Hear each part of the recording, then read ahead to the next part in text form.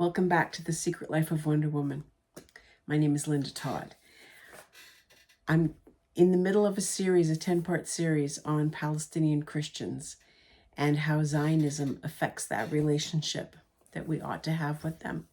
But I just want to pause from that and talk about something else right now. This organization, Open Doors, was founded, I don't know the year, a long time ago, by Brother Andrew. Brother Andrew, of course, is well known as God's smuggler.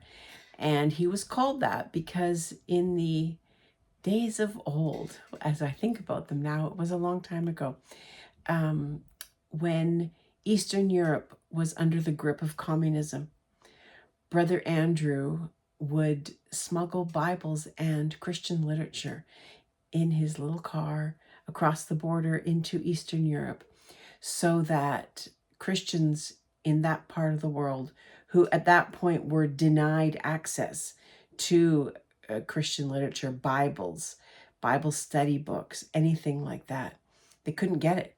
So Brother Andrew, that was his mission. He was God's smuggler. And God had called him to minister to persecuted Christians. And at that time that Brother Andrew had gotten that calling on his life, God called him to minister to the persecuted Christians in communist countries. And that's what he did. And when he was going across the border, his car would be searched. And if his Christian literature and Bibles were discovered, they would be confiscated. And Brother Andrew could have been arrested, jailed, possibly even executed for doing such things. And so he had a prayer that he would pray, and it's in his book, God's Smuggler. He would pray, God, I know you've made blind eyes to see.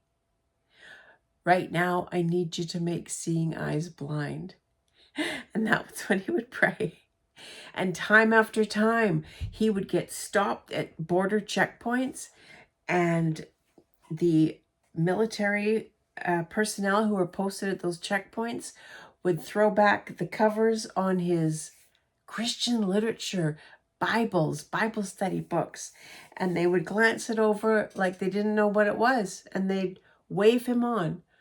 Or sometimes he would be stopped, but he would be waved on the majority of the time, if not all the time.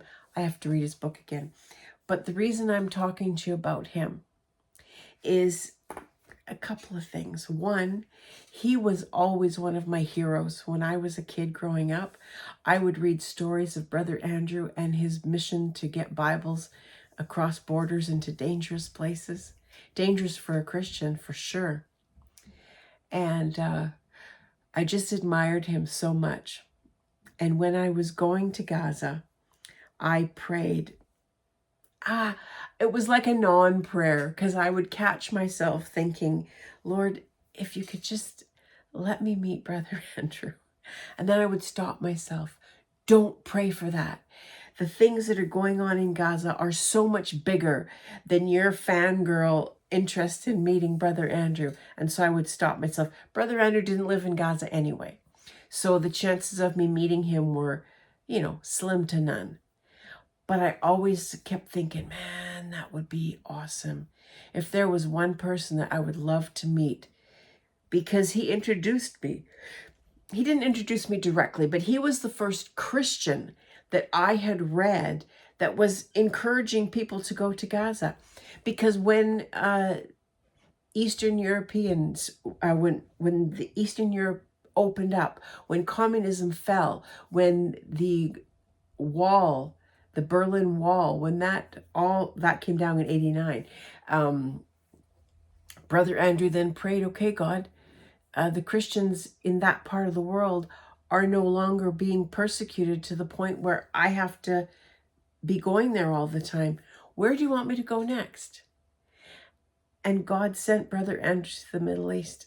He sent him to the Palestinian Christians. Brother Andrew also ministered to members of Hamas, because Brother Andrew, first and foremost, is a minister of Jesus. And Jesus tells us to go where people need to hear his word. Jesus tells us to minister to the lost, minister to those who don't know him, and reach out in love. And Brother Andrew exemplified that through and through, whether he was ministering to the Christians in the Middle East, whether it was Palestine or Lebanon. Brother Andrew went Jordan, he went there. And he ministered to those who were not Christians.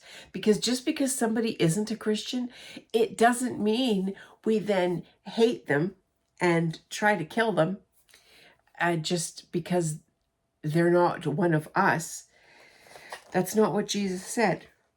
Excuse me. So, Open Doors, that's the organization that Brother Andrew founded. And I get this little mail out from them, the Open Doors magazine. And this talks about persecuted Christians all over. There's many, many countries in the world, where Christians are persecuted. And Open Doors continues to highlight those places and asks us to pray for them. And if you haven't connected with Open Doors yet, I really encourage you to connect with them, because the persecuted church, they are special. They're the ones that are special to God. Not that he loves them more than us, but they have a special place. I don't know how it all works at that end, but I can tell you that God is near to the persecuted Christians. I wish that my faith was as strong as theirs. I wish that, but they have that blessing. And in this booklet, one of the places that is highlighted is the church in Palestine. Pray for the Christians that remain. They remain in very difficult circumstances. Open Doors reminds us that Palestinian Christians need us to stand with them, to unite with them, to pray with them, pray for them, to encourage them, reach out to them. And if you're not sure how, comment. I'll hook you up. But you could start by Googling Palestinian Christians. Reach out to Bethlehem Bible College. They have loads of resources. Look up organizations like Holy Land Trust, like Musalaha, like Christian Mission to Gaza. That's just 3 I'm naming. But start there and then see where you go. But reach out to our persecuted brothers and sisters in the world and let them know they're not alone. Because like Jesus prayed in John 17, when we unite with each other, as he calls us to unite, as he calls us to close unity, then the world will know that God sent Jesus. And the world will know that God loves us, his followers, even as he loves his son, Jesus.